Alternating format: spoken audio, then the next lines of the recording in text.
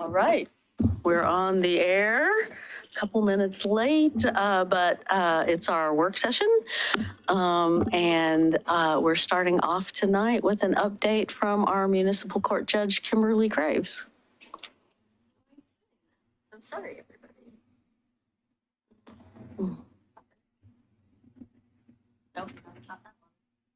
Just kidding. Okay, hold on.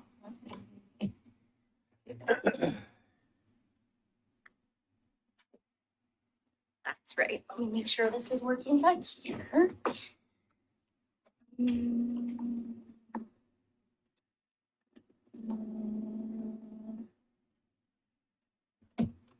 tell me when everything looks good to you. Yes, so sorry. Give me 1 second. Okay. Apology. No worries.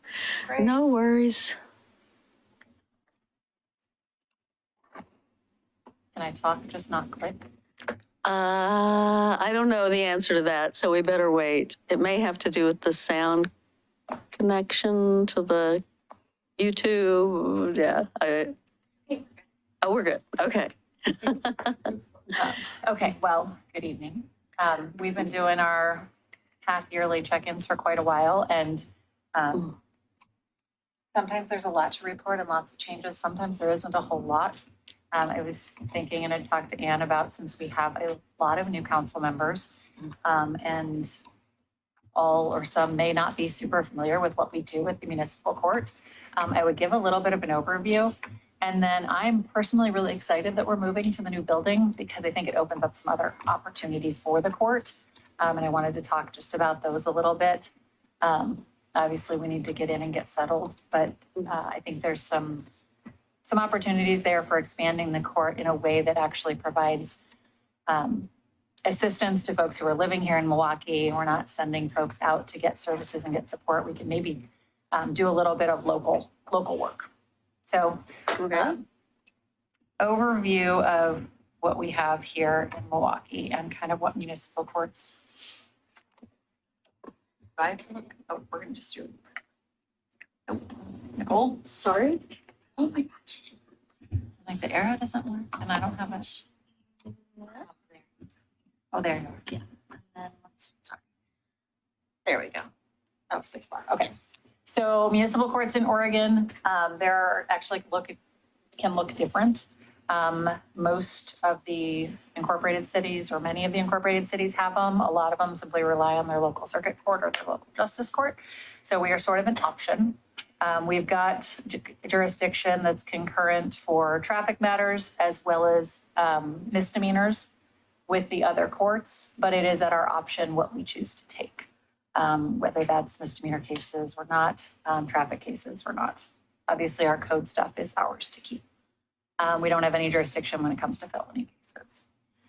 Primarily traffic violations and misdemeanor crimes, though you can kind of pick and choose which misdemeanors you want to handle. Some courts handle all misdemeanors, including DUIs. Other courts handle just misdemeanors, or the majority of misdemeanors, but not DUIs.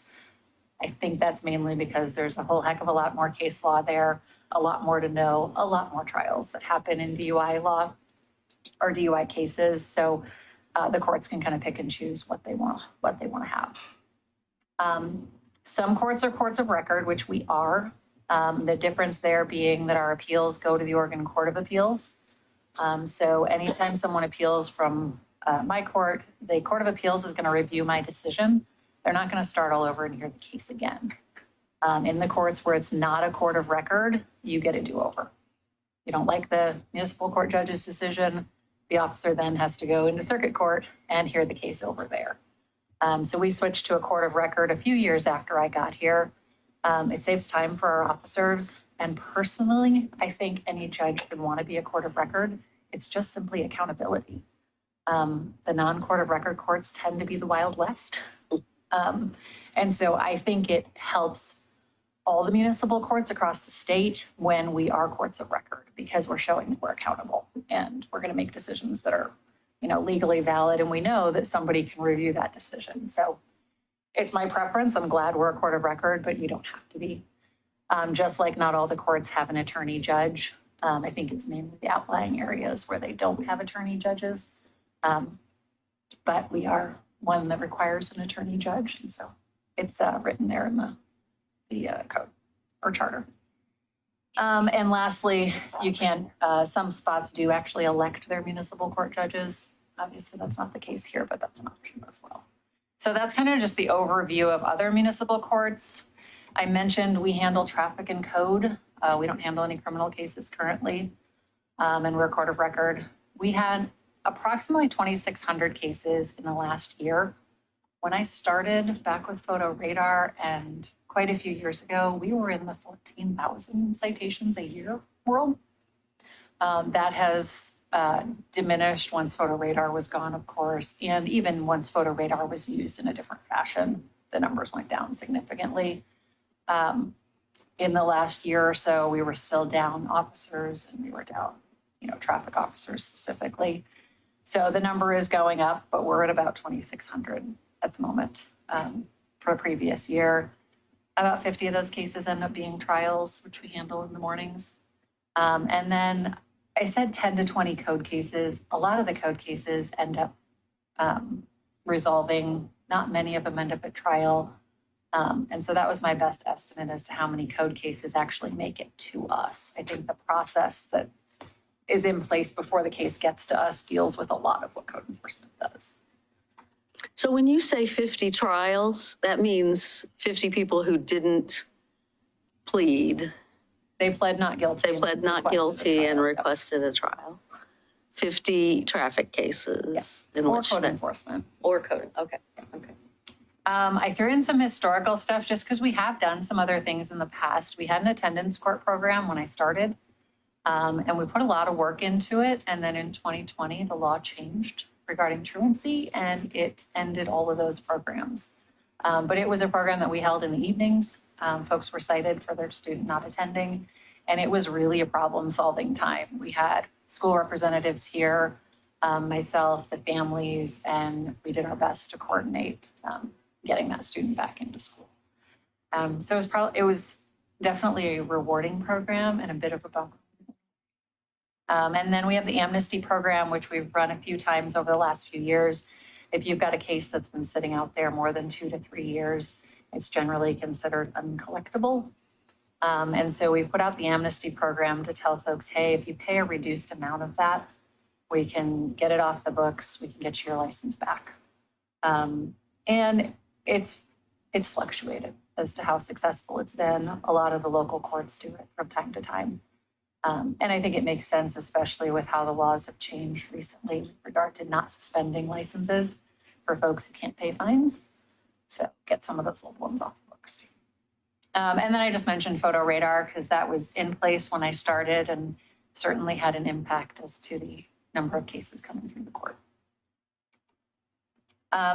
Who do we have? We've got our court staff taking care of all of the ins and outs. We've got the prosecutor who handles, in our setting, just the cases that have a defense attorney. That have a defense attorney, whether it's a traffic case or a code case. That's the only time the prosecutor is involved. And of course, we've got the officers testifying and making their sentencing recommendations when it's appropriate. And me. So the prosecutor is someone from the county? No, we have a prosecutor on contract, independent contractor as well. So I put 2 sides there to my role. One, just simply the logistics, right? Taking care of the court, taking the pleas, doing the trials. And then the other side, which is, why do I do all that? And from my view, there were 3 main reasons: improving the community safety and livability through the court, working with the police department to make sure that what they're doing is supported here in the court, and then also making sure that the citizens' rights are respected. Like, those are the 3 most important things, I think, for my role, to give the court its credibility with the community, which is obviously important. So what comes next was what I wanted to really talk about, but I wanted to make sure you knew what we were currently doing. I would like to, now that we have Glenn Sukonic, the behavioral health specialist, really start coordinating with him on cases where he is seeing someone in the community who has a case in court, or I'm seeing someone in court who I have determined could use additional support and they're living in the community, and work with him to get recommendations for, if it's a driving while suspended, the fine's $440. What could we have them do working with Glenn to reduce that fine? And so we're kind of benefiting everyone. We're benefiting the individual by reducing their fine, but we're also benefiting them and the community by getting them some services. And I think that's easy. That's something that Glenn and I can quickly put together, kind of that line of communication. From there, what I would love to see, and the reason I'm really excited about the move to the new building, is because we'll have jury space, and you can't handle misdemeanors without jury space. And so ideally, once we've got the original systems established with Glenn, I would love to add misdemeanor cases. And even if it is just what we would consider livability, the criminal mischief, criminal trespass, the low-level theft cases, and start working with Glenn to handle those cases that are happening within the city versus sending them where we do now, which is down to circuit court. I don't believe we need to prosecute every $5 shoplift, every $10 shoplift, but I do think at the same time we can engage people in the system when those things happen. So it is a balancing act for sure. But using Glenn and his skill set, I think we could deal with our problems here instead of sending them to the circuit court, where often nothing happens with them. The caseload just simply doesn't allow it. Bigger pie in the sky items that I wanted to put out there was developing a community court, which would allow us to collaborate with a lot more partners than just with Glenn, and set up more of a service mall model where individuals who come into court can get services for mental health, services for drug treatment or addiction. They can get just general livability services, the CHA housing application, things of that sort. And then at some point we could increase the types of misdemeanors we prosecute in the city. So those were kind of my thoughts. Obviously, options 2, 3, and 4 involve more than just myself and Glenn. It involves having a prosecutor. We would have to have a defense attorney, and a little bit probably more court, just wiggle room. But those are ideas for down the road. I threw in one last slide because I thought it was exciting and important.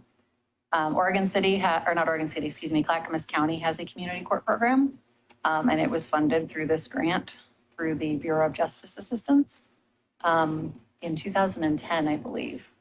And this one is unfortunately due this month, so it is not timed well for our needs, but it comes out every couple of years.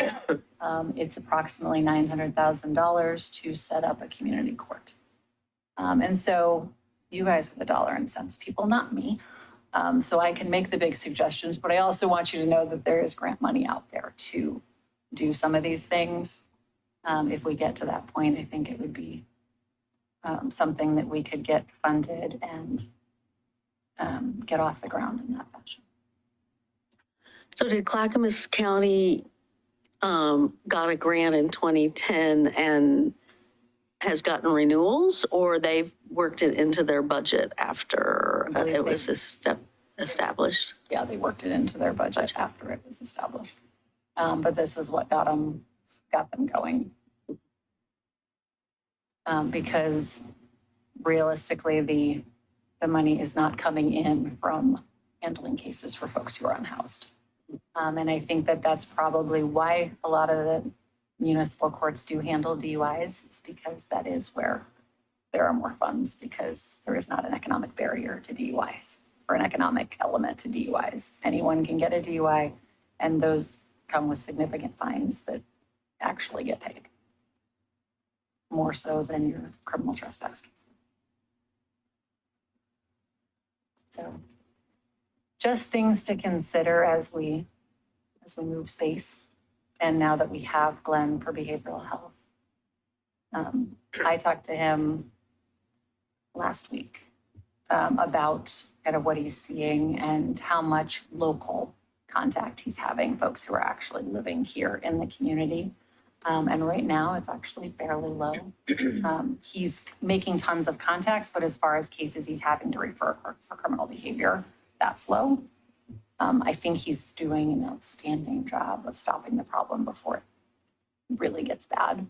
But we never know what's coming with change in Portland and such. So I think it's good to have ideas as to where we could go in the future. And are there any like assessments that have been done of some of these community courts in Oregon? Yeah, so Eugene has a really good program that they've had in place for years. And then the other one that's really well documented is in Spokane. Tacoma. Spokane, I believe. And they're both really well documented as to how they've grown and the impact that they've had. I can forward some information on those. Yeah, like that'd be useful. as we get, moved over. But they have been, and there's so many ways that people want to solve the problem, and there's definitely not one right answer. But the wraparound services model seems to be effective, getting people housed and stable, and then dealing with the issues that led them to be unhoused in the first place. Is a model that seems to be working, and it's all up for debate, right? But that's all I had, and I think I've hit my time, plus a minute or two maybe. Questions? Yeah, absolutely. As an intermediate step before perhaps applying for a BJA grant, is there interest in applying for their free technical assistance program to research the implementation of a community court? Through BJA?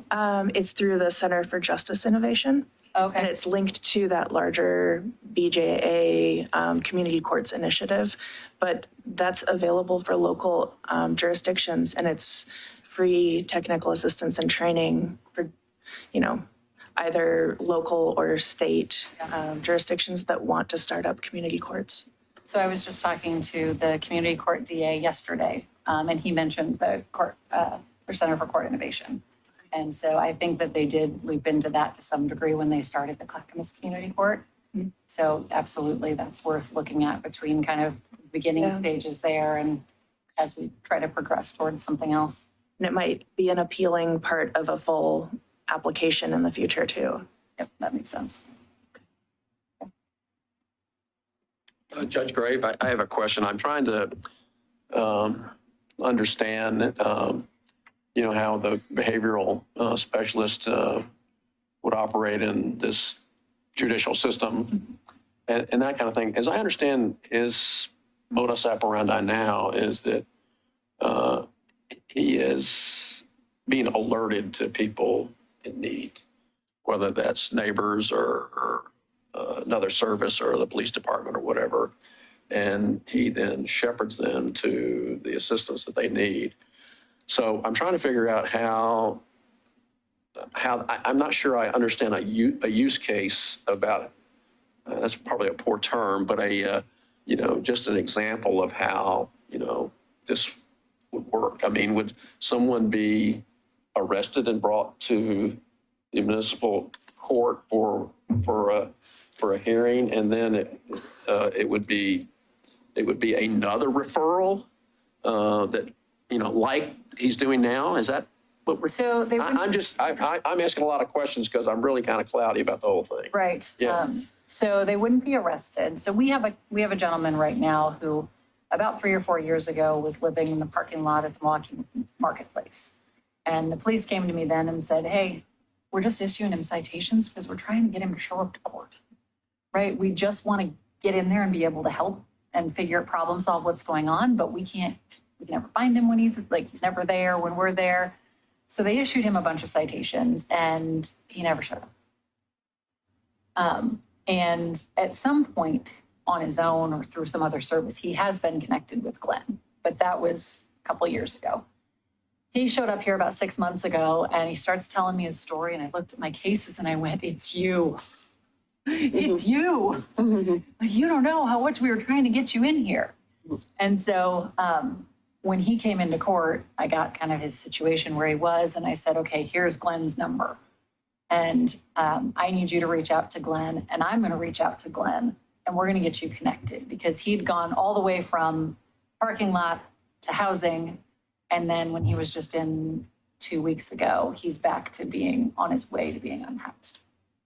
So the street with Glenn would be a two-way street. If I've got someone in here who needs that assistance, or we had another woman who was in the process of being evicted and she had no options, I can refer them over to Glenn to say, can you come up with a plan?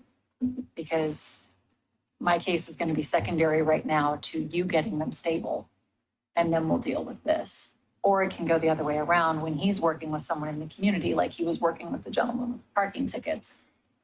If he had been connected to Milwaukie at the time, he could have reached back to me and said, hey, I've got this gentleman in housing now. He's got a whole slew of tickets with you. What can we do? So kind of a two-way street. Because they're all violations, no one's getting arrested. It would have to be that they're willing to engage with Glenn and get some sort of plan in place to get stable. So again, bear with me. So is this a potential scenario Glenn, through the police department tip, is alerted to an issue and he's trying to guide them to the appropriate services, and maybe that's not working out? So does the violation and referral to the criminal system make it more likely that he comes into the system and gets the services? Is that what I'm hearing? They would have to have some sort of a traffic violation, which would generally be driving while suspended. And so if they have the driving while suspended, that's the carrot to say, hey, this is a $440 fine.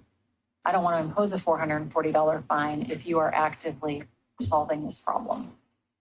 And so that's if you're going to engage with services over here, we can reduce that fine and make it a lot more manageable. Right now, one of the programs that the DA's office is in partnership with is the Trash and Trust program, where they go out and clean up trash, as you would imagine, generally around these motorhomes and RVs that are parked throughout the county. And they pay folks who are unhoused in order to do those cleanups. So there's opportunities once you're connected to make that money to pay off a fine. But we've got you connected with people who know how to help move you. Okay, thanks for that. Does that make sense?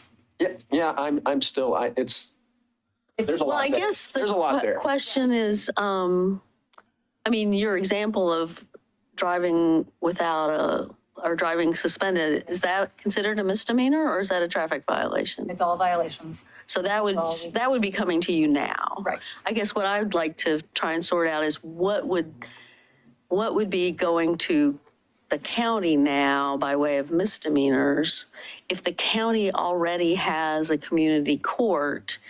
So who's not getting connected? If the county's got a community court, are they not getting connected to services there? Is that not able to handle everybody? Volume issue, yeah. It's a volume issue. That Okay. any thefts under a certain number are generally not prosecuted at all. And then the community court really only takes referrals. So if you send a criminal trespass, somebody was sleeping or loitering somewhere where they weren't supposed to be, but there's no real reason given why this individual should get additional services, it's going to go to the DA's office, it's going to get a low offer, and it's just going to be processed through that route. Not everything is getting funneled to community court because they just don't have the Capacity. manpower. Okay. Those tend to be the higher needs cases. So before the judge came forward today, she and I spoke about the fact that there are a couple of issues for staffing. So the first is Luke is supportive of general concept. He does not have the capacity right now to jump in and take on figuring out how to start a community court or go down some of these paths. There's also we're not Oregon City in terms of the volume that we're producing. So there's a lot of work to also figured out just how much is this needed. What I had said when the judge called me was, we're in for supporting you doing some of this work. The team on this side doesn't have the capacity today to be able to take this on. So I think this is probably a year-long discussion that's going to happen between Luke and Glenn and the judge, just to figure out even what the need is. We have a really amazing partner that I think you even gave by name, which is Bill Stewart, at the Clackamas County judicial system. And Bill has been an incredible partner for both of us over the last several years. He's doing a lot. And I want to just make sure that I'm understanding whether or not this service brings something new to the city that he isn't providing, or, but I also love the judge's ethic and value and what she brings to our community. So it's a bigger conversation, I think, on that side of things. But I also didn't want to dissuade her, because I think it's an important conversation for you all to hear and to know about and to think about. Yeah, I mean, and there will be costs. I mean, a prosecutor and a defense attorney will not be a cheap add-on. So, I mean, there will be things to weigh. Well, and there's also additional courts, right? So Staff. we pay by court session. So there's a bunch of reasons. We also receive payments from some of these services, not from the community court, but if we were bringing in misdemeanors, there are payments that would come and stay with the city. Right now, the county would receive a larger share of those funds. So it's a big conversation if you all decide you want to go down that path. Cool. Other questions? Not a question, but I just wanted to say I appreciate that. I'm actually quite intrigued and interested in the community court. I'd like to, at least learn more about it. Yeah. Well, and I guess there's others that you could go observe, or that any of us could Right. go observe, right? And so maybe if you can send us that info about where they are and Yeah. And when they sit, like Ann said, we're looking down the road. That's why I kind of tried to set it up like, here's some tiers, some steps that we can do and see where the needs land. But definitely there's options to go check out Clackamas County, and they're doing great work. The judge there is fantastic and Bill's fantastic. Good people. And then also Councilor Stafford is serving on one of the houseless committees for Oregon City. She's working currently with Bill Stewart and some of these other partners. So I think there's also an opportunity for a council member to chat with them outside of this process and just get a better sense from your own perspective as to what he likes about it and doesn't, and what he thinks. I have not met with Bill on this, but he has met with both the judge and with Luke. Just to get a better sense. So just as a highlight to you all, I think that that's something where Councilor Stafford could probably provide some additional insight in the process. Do you want to do that together? Okay, great. I'll reach out. Okay, if no other questions for the judge, well, thank you for coming. And I'll collect some more info and send it your way.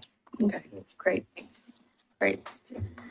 And next we have Community Development Director Joseph Brilio to talk to us about rental assistance programs.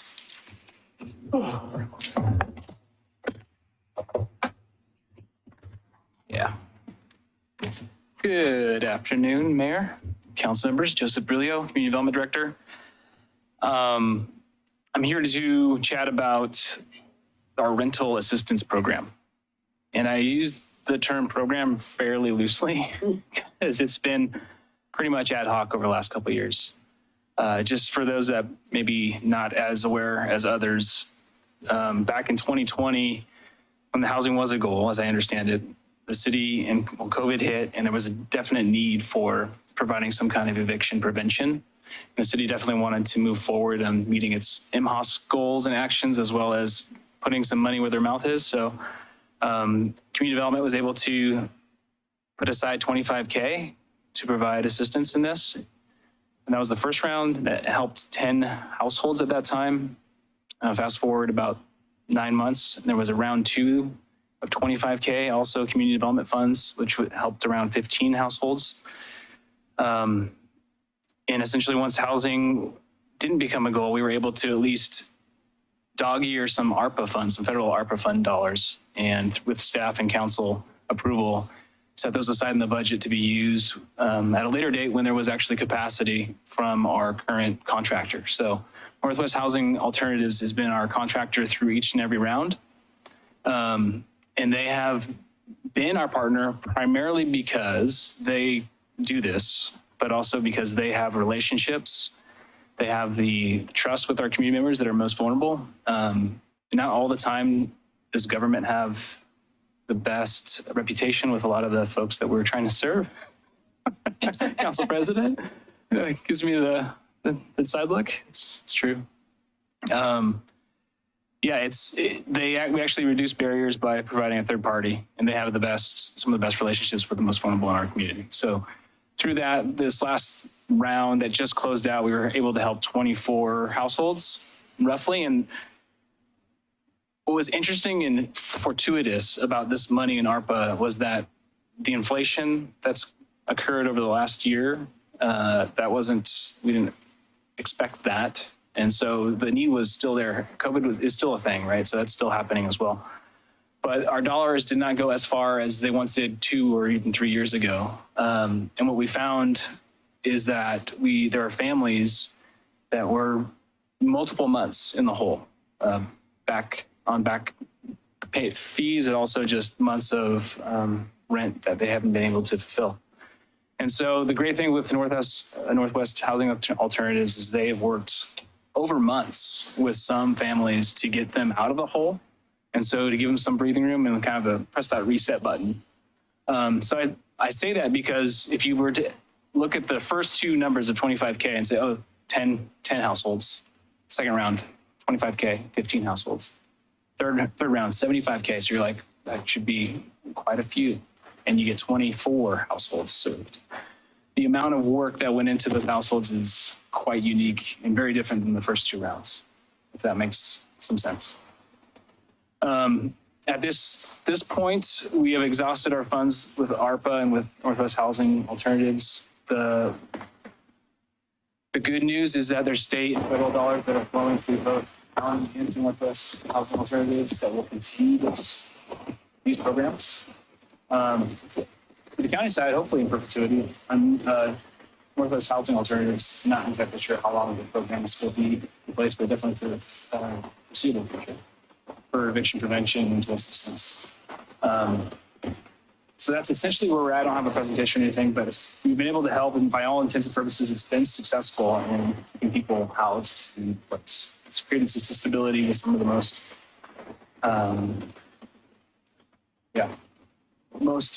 vulnerable, but also those with some of the biggest barriers to just life in general. Just looking at I asked Northwest Housing Alternatives if there was some demographic information. They don't require it, but just through some of the conversations and doing some simple math, off the top of my head, roughly 25% of the funds went towards BIPOC households. Almost half of the money that was given was there was someone identified as disabled. There were around 10% that was immigrant and refugee based. And so, and then out of those that would call themselves Caucasian, quite a few of those were seniors on fixed income. So the breadth of who this helped was actually pretty diverse for Milwaukie, I think. And that's the latest. I'm sure this is if there's any questions, happy to answer. But right now, just so you know, the phone number doesn't change. If there is somebody having eviction or going through any kind of need for housing, Northwest Housing Alternatives is still the place to go. The housing, the county also still provides rental assistance as well. So we still have those options.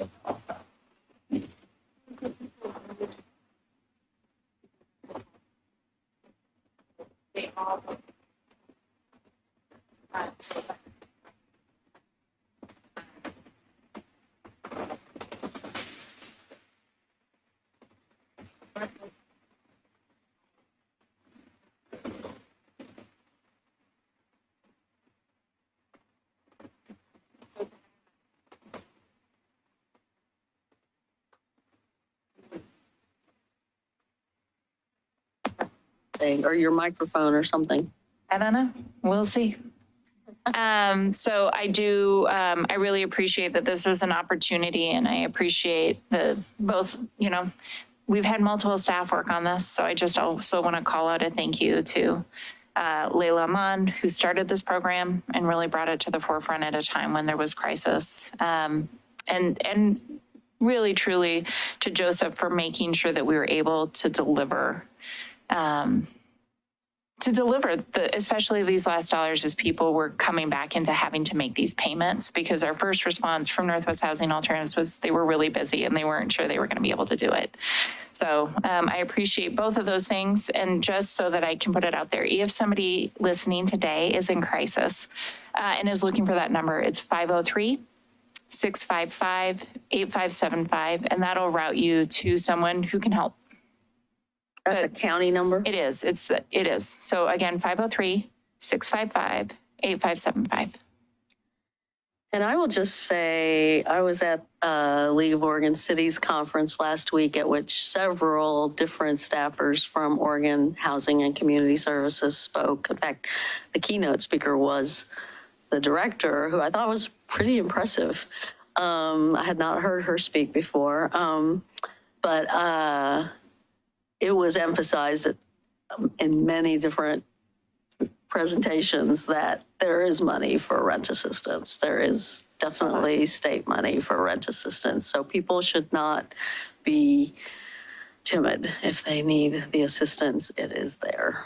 Well, and especially in Milwaukie, where we're also receiving the supportive housing money. So there is money. There is availability. If you're having a hard time, please call the number.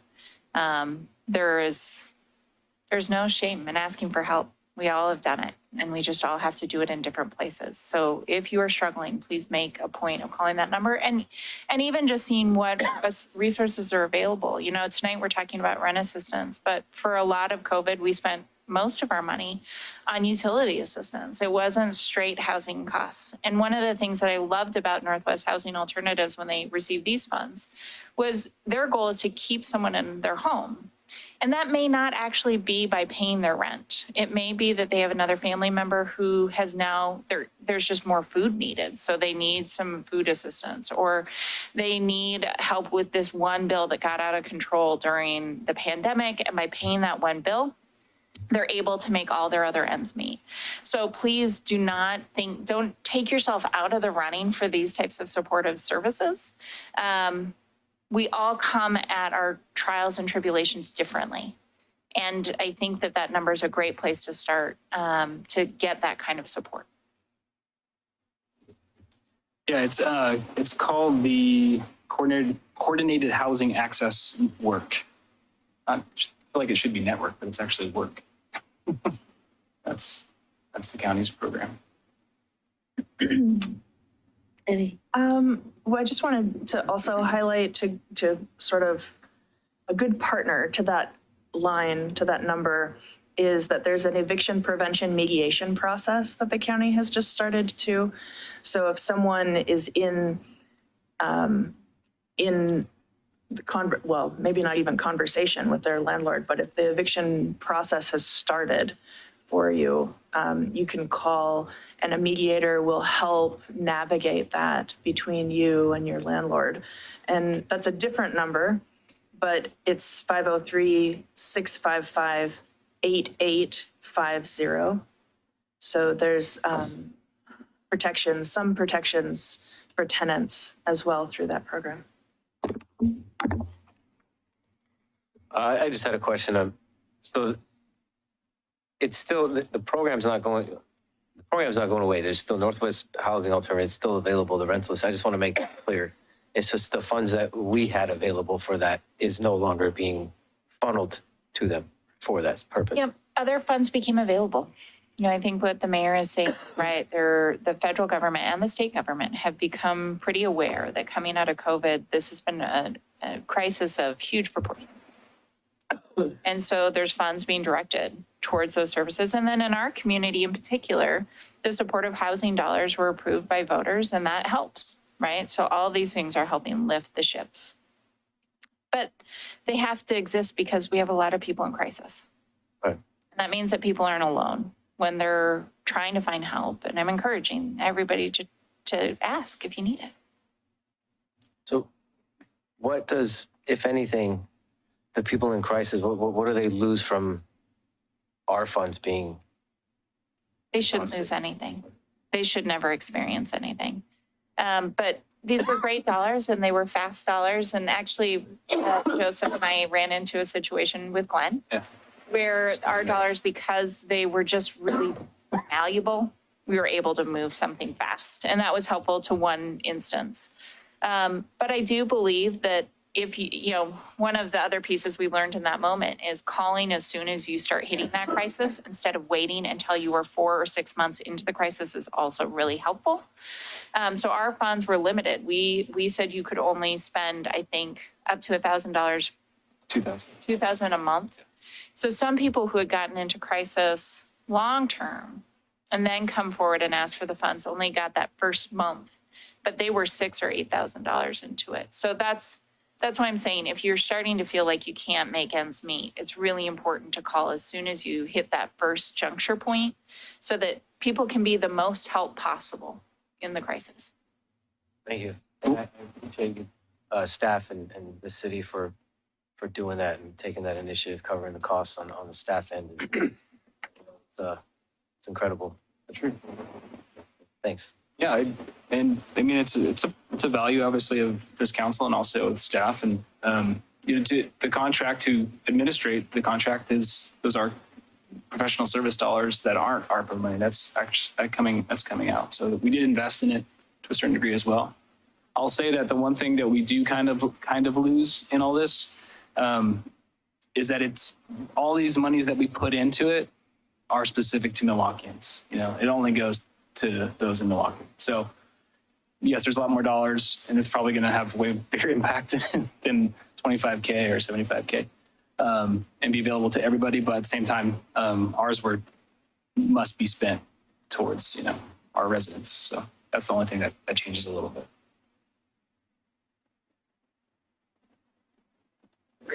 Questions, comments? Okay. All right. Well, thank you. That was quick. On the slide deck? Yes. I will try and talk. I'm making You a are- good job today. You are being Scott Stoffer today. I am all thanks.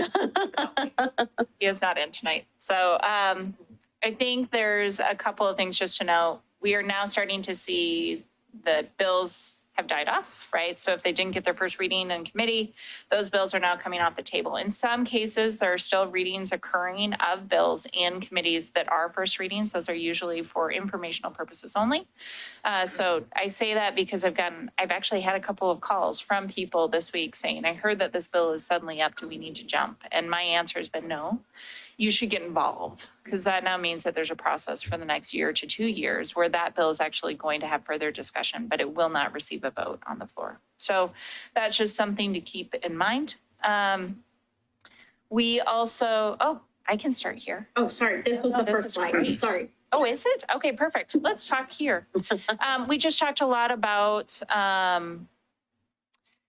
houselessness and supportive ways that the council can help people in crisis here in Milwaukee. One of the opportunities that has been brought to our attention is that the Clackamas County Sheriff's Office is interested in starting a 23-hour stabilization center. One of the sites or the site that could be used is in Milwaukie. That means that the Milwaukee City Council is going to go tour that site next week as we're starting to have conversations about what a relationship will look like with the Sheriff's Office.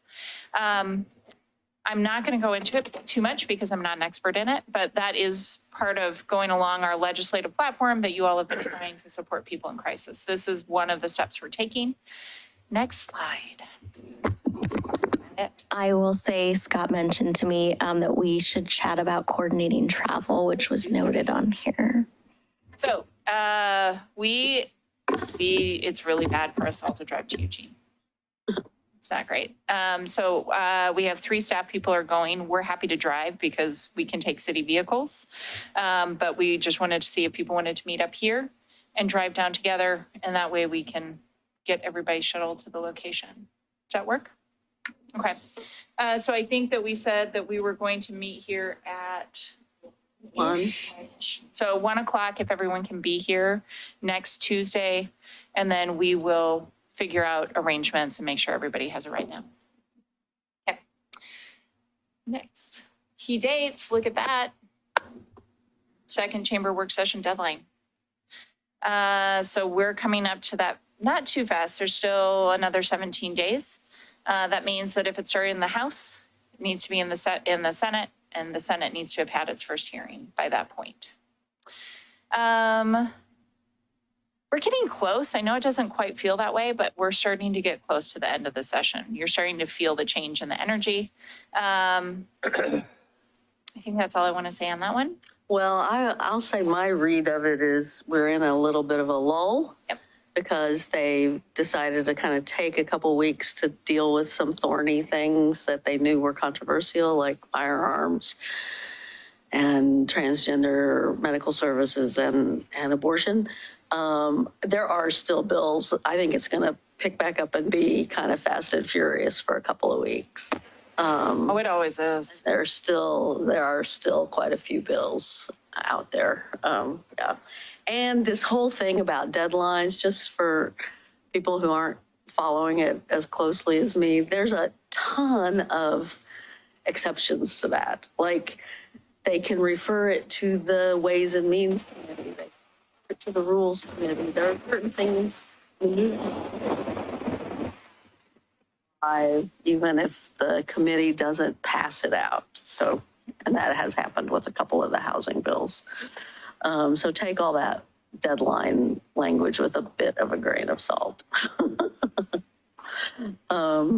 Yeah.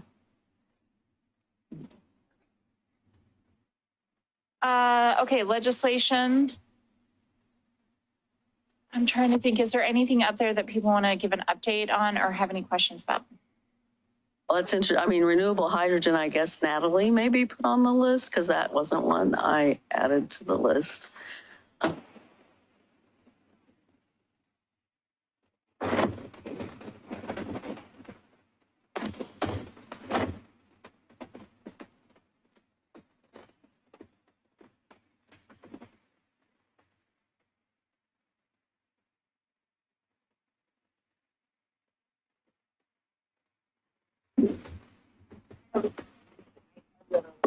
I thought Scott was going to be here, so I have not looked at any of the legislation. I don't know.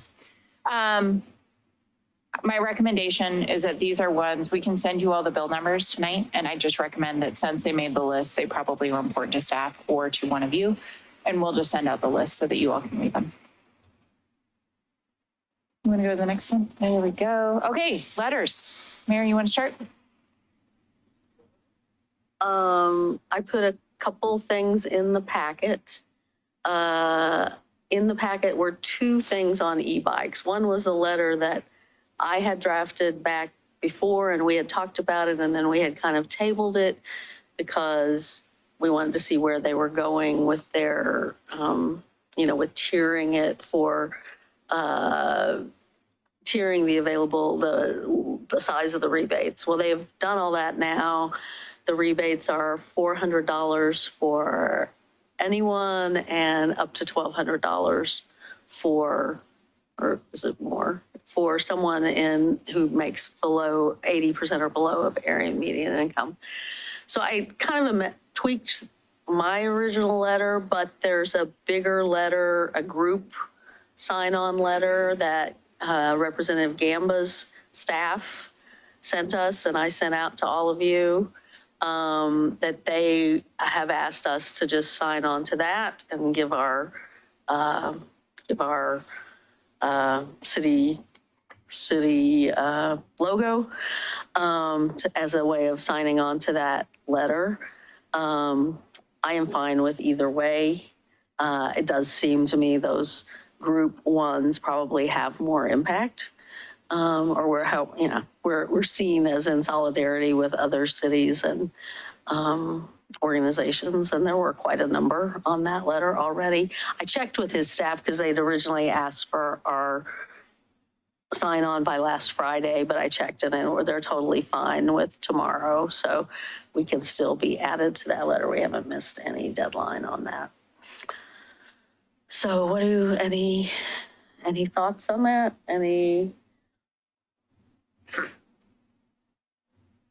Anybody think we shouldn't sign on to the supporting the e-bike rebates?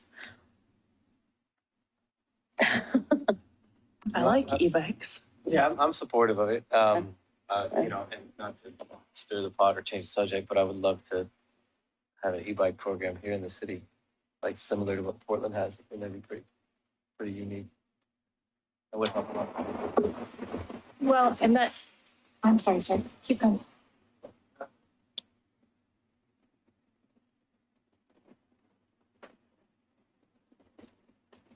And Councillor Wood, I was actually going to say something supportive. So Natalie is going to be before you all in June, on June 20th, to talk about the climate action plan and to talk about priorities that this council has out of that climate action plan, where you'd like to see us spend our time. So I just encourage you to bring it up. Yep. Okay, so go ahead, Council President. Yeah, I wouldn't want, for example, someone like me who has some privilege to get a massive rebate on getting an e-bike. That would be my only thing. I think it would, you know, when folks get money back, it should be folks who really need it, as opposed, like I said, I have a ton of privilege, so I wouldn't need to get that. And Councilor Kazarbati, the new e-bike shop at the marketplace, I stopped in there to get my bike serviced, and he was talking about renting bikes at his shop this summer. Yeah.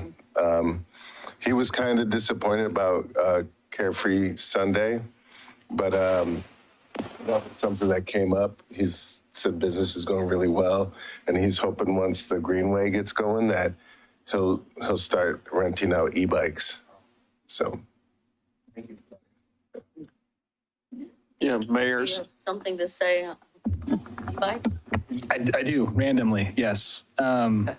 Just kind of something that we're working on with We All Rise, to your point, Council President.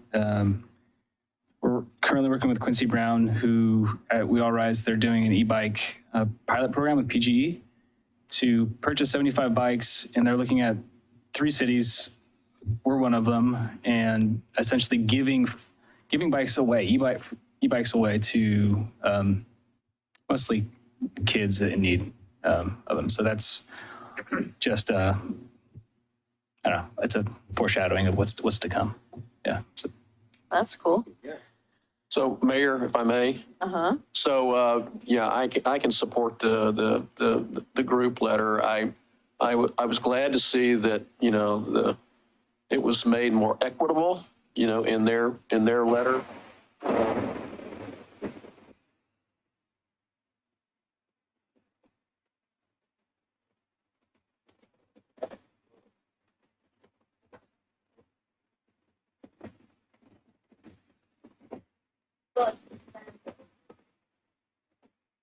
Buy a bike and you spend over a certain amount, everyone qualifies. Okay, so, you know, I don't want to belabor this, but I mean, does Phil Knight really need $400? Well, I mean, You know? Yeah.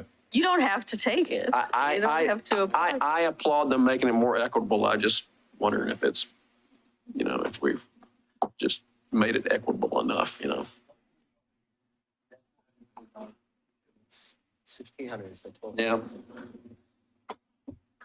Well, and let's make sure let's look at what it was. No, I think it's just important to know what you're signing on to if you're going to. So I have not. Are you all are you comfortable signing on to the letter? Okay. Just clarity. Thanks. Perfect. Okay, and then the other one, the first 2 are actually Councilor Stavengerd. The other one that I just sent around at the end of the day, and maybe Joseph wants to weigh in on that one, is one that came over the transom today from the league about business. I mean, it includes the enterprise zones, action alert. You got an email at 2:51 from me. Action alert. It includes enterprise zones. It which we have written a letter in support of and submitted a couple times, actually, I think, to a couple different committees. This one also includes other economic development incentives, industrial site readiness, and gain share. I know I talked with Joseph at one point about industrial site readiness, and he doesn't think it helps us in any particular way. I don't know really about gain share. Okay. Okay. So I guess the question is, do we want to sign on to this letter with other cities and other organizations, even though, you know, some of the things it's supporting are not necessarily going to help us, but it makes us look like a team player? Or do we want to just stick with the enterprise zone letter we already have? And yeah, I think that's the question. So this is in conjunction to enterprise zones, or this? Yeah. It's enterprise zone. It's a letter, it's a sign-on letter that addresses enterprise zones in the industrial site readiness bill and gain share, whatever gain share is, and asks for extensions of all of them. You know, the people who are the cities with bigger sites like Hillsborough and Gresham, who are, you know, sort of trying to queue themselves up for more semiconductor investment and stuff. This is important to them. It's not so important to us. The enterprise zone is the only piece we really use. So I guess that's the question. And I don't feel strongly personally either way. You know, it does, you know, yeah.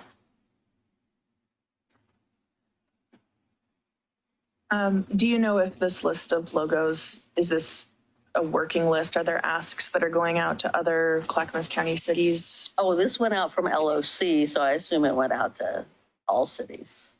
Okay. Yeah, what I forwarded to you was an LOC email, so I assume it went to, you know, all or a long list of cities. Well, I guess what I'm wondering is, while Milwaukie may not have a readiness for some of these programs, I wonder if there are locations elsewhere in Clackamas County that our letter of support would be able to assist in. Absolutely. I think unincorporated more than anything. So I don't see any harm in doing this one, and we do actually want the E-zone. So I think that there's no reason not to. And it's also, you know, we've talked a little bit about economic development and council's interest in it, even if you're not prioritizing it as a goal right now. This is a great way to show your support.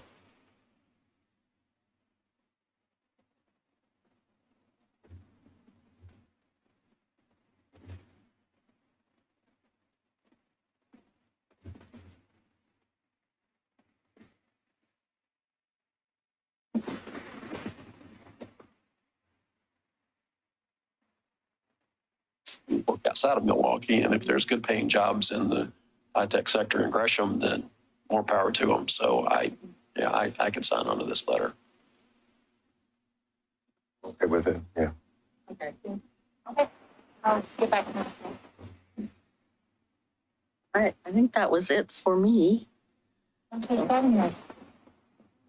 Well, so Anne circulated the current draft. Thank you for edits that were submitted. This was the council goal cover letter that I think we started in April.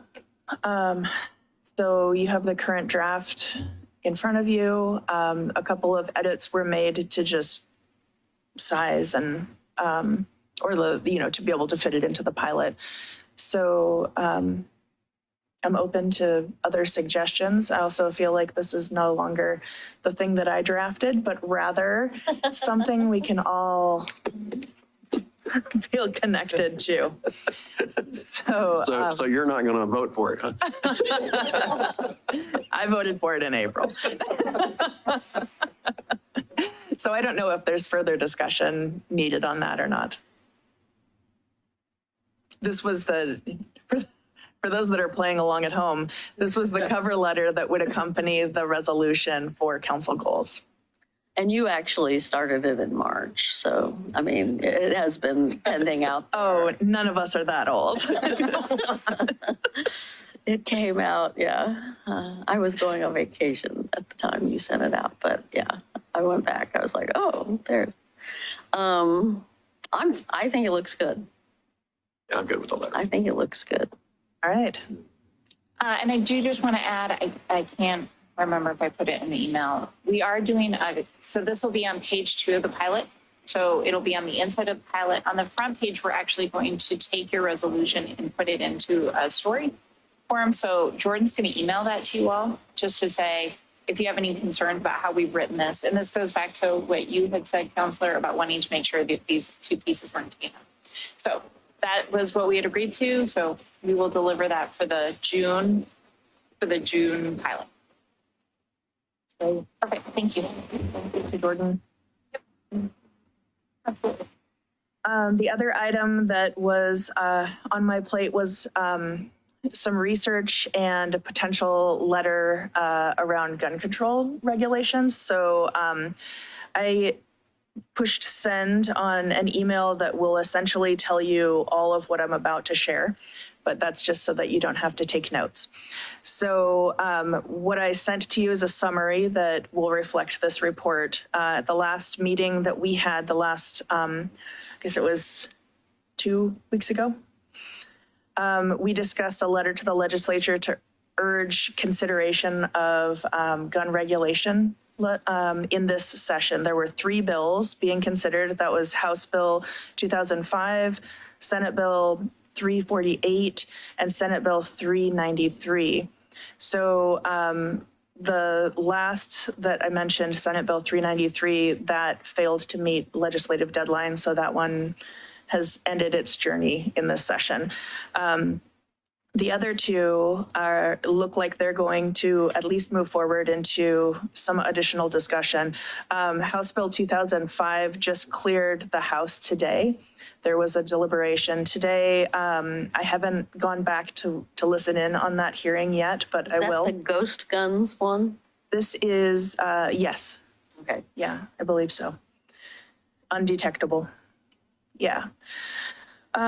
So it'll move on to the first reading in the Senate. And I just checked OLIS. It looks like that's scheduled for tomorrow. And that's fine. It's the first reading, so we have a little bit of time.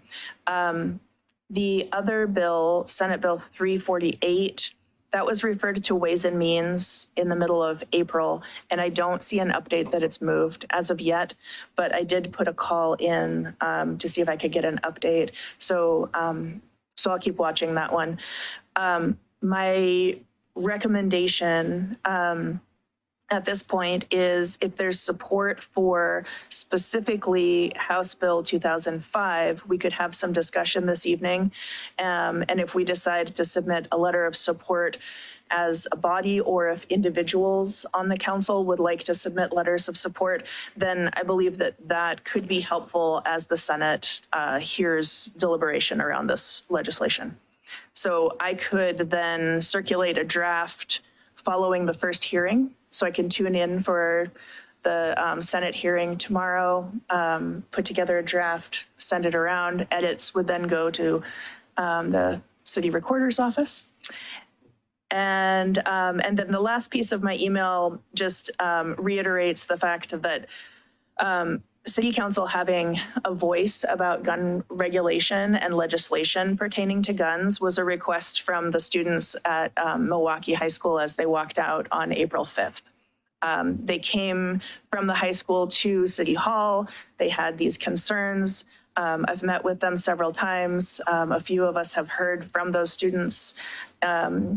And as Council President Nicodemus highlighted in the last meeting, this issue is not just about guns in schools, it's about guns in communities and the impact that it has. So that's not just on the national news that we've all been watching lately, it's an issue that disproportionately impacts Black communities, communities experiencing poverty, communities that identify as queer, and communities of color. So I think that all of these issues should be encompassed in a letter of support should we plan to proceed. And I'll leave it there for discussion. Well, I'm having Wi-Fi connectivity issues. So I haven't gotten your email, and I can't get to OLIS, which is super frustrating. I mean, I guess if we don't have a letter to consider today, in 2 weeks, are we going to be too late? Is it, I mean, yeah. You have two options, right? You could, I know, I think actually most of you, if not all of you, have talked to me at some point about gun violence and the concerns you have.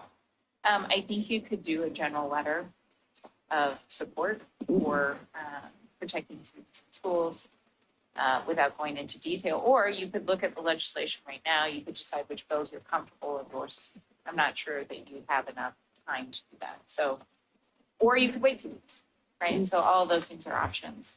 But historically, when we haven't had time to look into a piece of actual legislation close enough, we've done a general letter, if there's consensus.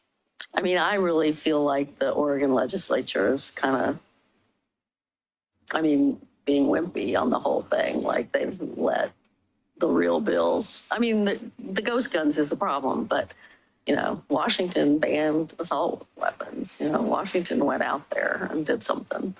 And I wish that were on the table in Oregon. You all could write that. I mean, it doesn't have to be specific to what's still on. It can be, I don't think these bills are enough. You all get to choose that.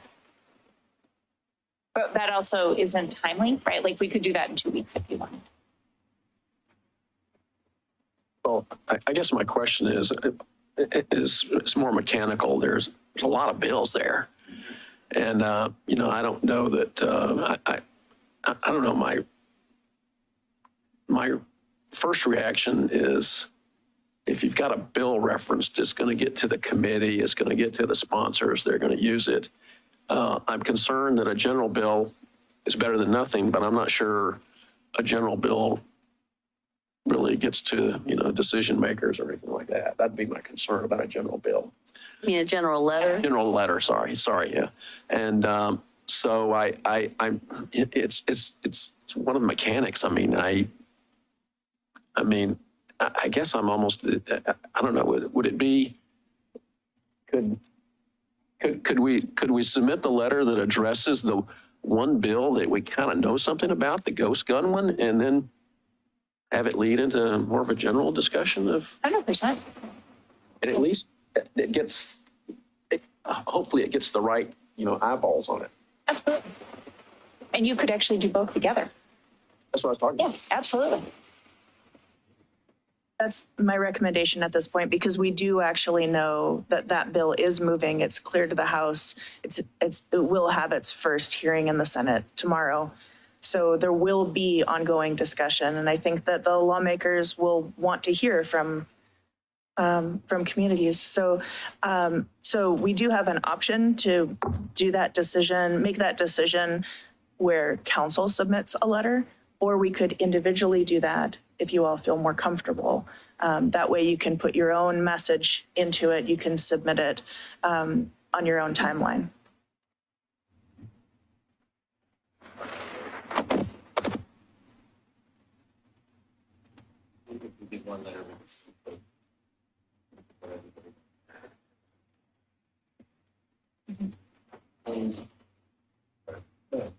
Are we specifically talking about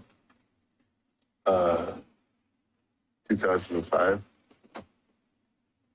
That's the only one that I have a recommendation on at this point, because I don't know the current status of 348. I like the idea, but I have some trepidation. Black folks are already overrepresented in prison. And some of this, like 364 days in prison, could lead to longer convictions for Black folks and, you know, young Black kids who might get caught with a gun, who might actually, I just worry that it's going to have negative impacts. You know what I mean? Like, once again, it's a good idea, but something that would be better, a full assault rifle ban, right? Like that's, the intent is good. What that might lead to for folks of color and poor folks, I don't think that that's what we want, or at least I would want. So I probably would not go along with supporting this.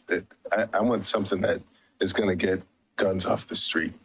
Or, you know, I listened to a report from NPR about the history of the AR-15, and it blew my mind, right? And that's a weapon that is used to kill people, not for hunting, right? And all these folks who are like, you know, it's a sportsman's rifle. What sport are you hunting? What sport are you playing, right? So I would go along with something that has more teeth, that's going to actually take a weapon that's used for war. Yeah. I mean, the problem is we don't have, I mean, at this point, that's probably an argument for the next session. Yeah. Not for this session. Yeah, I heard there's a book out called American Carnage, which I heard the authors on TV, and I'm definitely going to look for that book. But yeah, the guy said 20 years ago, assault weapons, AR-15s were 2% of the guns sold, and now they're 25% of the guns sold. The people who make the AR-15 partnered with the game Call of Duty to get that gun in that game so kids could see it. And it was a whole report done by the Washington Post, and it was mind blowing. Like they intentionally did that. Yeah. I mean, yeah, the lawyer in me is like, all we need is for the gun companies to have liability.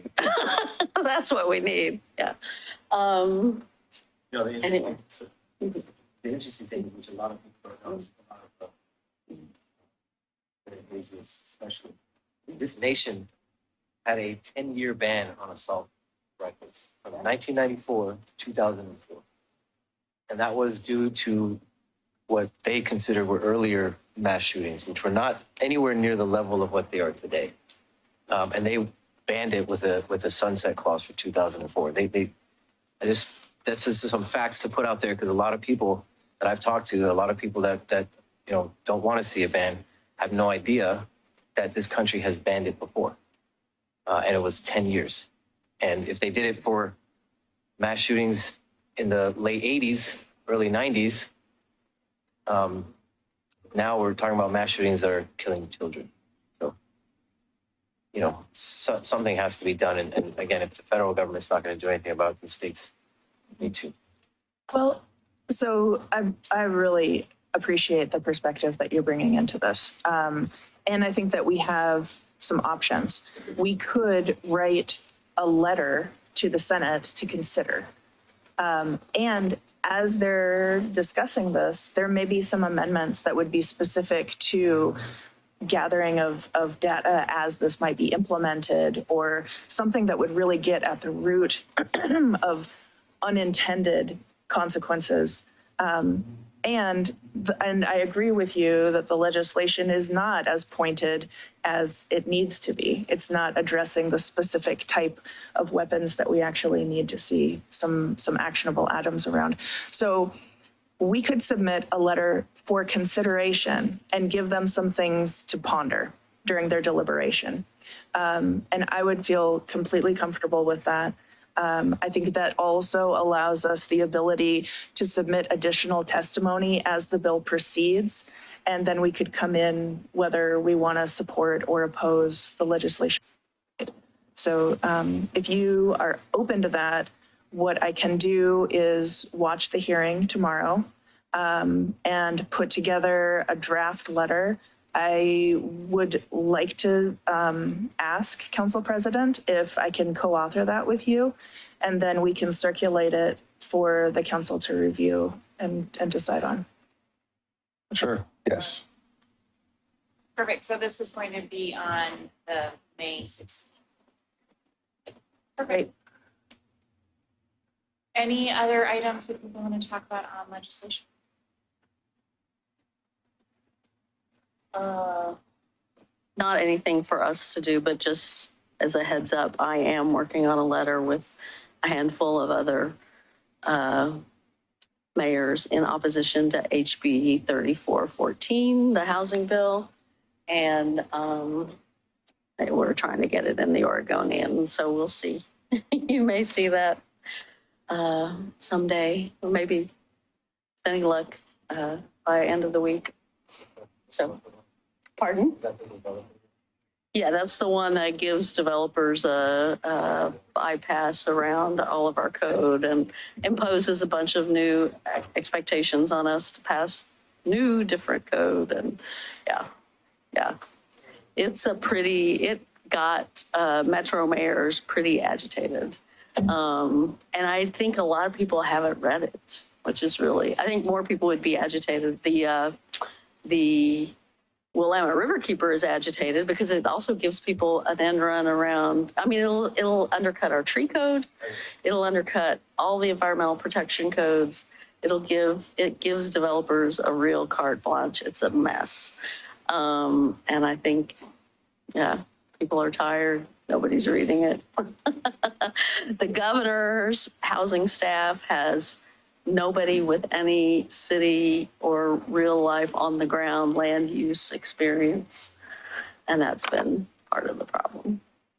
Well, I think that I do just want to say, well, two questions.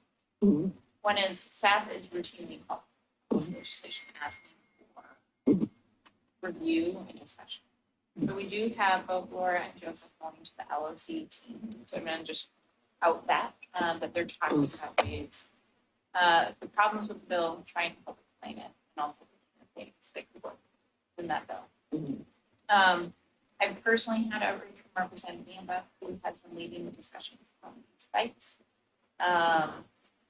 His biggest concern, I think, honestly, is everything that the mayor just said, which we worked for 5 years to try and find a balance in our code. The protected trees, the increased housing, that did these things that he has concerns about. So that's as much as I'm going to say tonight. If you have any desire to talk to him, I know that this is. Yeah, I think there's, I mean, I spoke with him about it last week. I think his view is some version of it will pass. And he's trying to get the governor's staff to realize, what the worst parts of it are. Yeah, and I have had multiple levels. The likelihood that that bill passes is exceptional.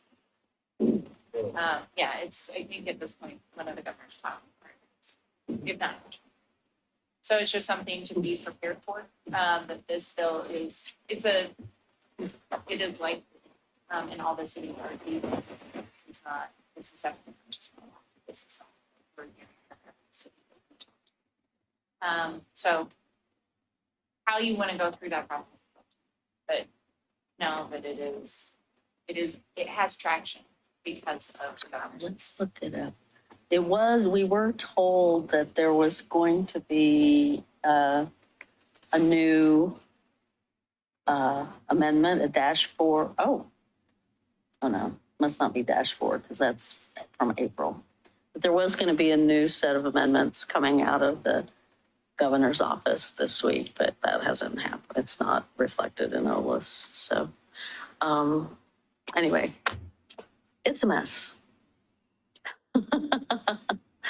Do they not see a potential conflict with the housing assessment that we have to put together? Because I mean, if we're going to do this housing assessment and figure out all these strategies, but then the developer can come in and do whatever the hell he or she wants or they want, I mean, what's the point of doing that? I think there's a difference of interpretation of what the law says. And that's what Representative Gamble's referring to. I think the individuals who are working in the governor's office have a very deep understanding of how affordable housing construction works. I think that those individuals have a deep bench of experience around things they run into when they've tried to develop housing. And so the reaction is NIMBYs who have told them that they can't build affordable housing for places where they feel like they need to build affordable housing. And I think everybody agrees that that's a problem. It's whether or not this is the solution that's actually solving that problem, or if it's creating a really big problem elsewhere. And I think the mayors are just so used to looking at land use that they're looking at going, this is going to lead to more approvals on things than just affordable housing. This is going to lead to approvals on things that maximize property value. Is the fear. I haven't personally read the legislation, so I can't go into more depth, but it is something that's being discussed. I don't know if any of you have more information. Well, I've read it. I mean, it says, first off, developers, petitioners, the applicants for to build something, developers, home builders, whoever it may be, are the only people who have any appeal rights. Takes away everybody else's appeal rights. And it says, the city's variances have to be granted unless they're in some very narrow pockets. And they're not. I mean, if it were conditioned on and the housing being built as affordable housing, that might be one thing, but it's not. It has no such condition. So it means the developer who wants to build a McMansion can get higher, bigger lesser setbacks, bigger building, blah, blah, blah, to build the McMansion. It doesn't make him or her build anything that is affordable or build middle housing or, any of that. It's a little crazy. Yeah. So it's like mind blowing, because it's kind of like what, what's the, I don't know. Why do everything that we, what was the point of House Bill 2001? And just the housing needs analysis, which we're in the middle of. They've changed the rules on, and now we'll have to do, a new kind of revamp what we've done. And now this will undercut even that. It's kind of, yeah, it is mind blowing. It is mind blowing. What's the bill number? Sorry. 3414.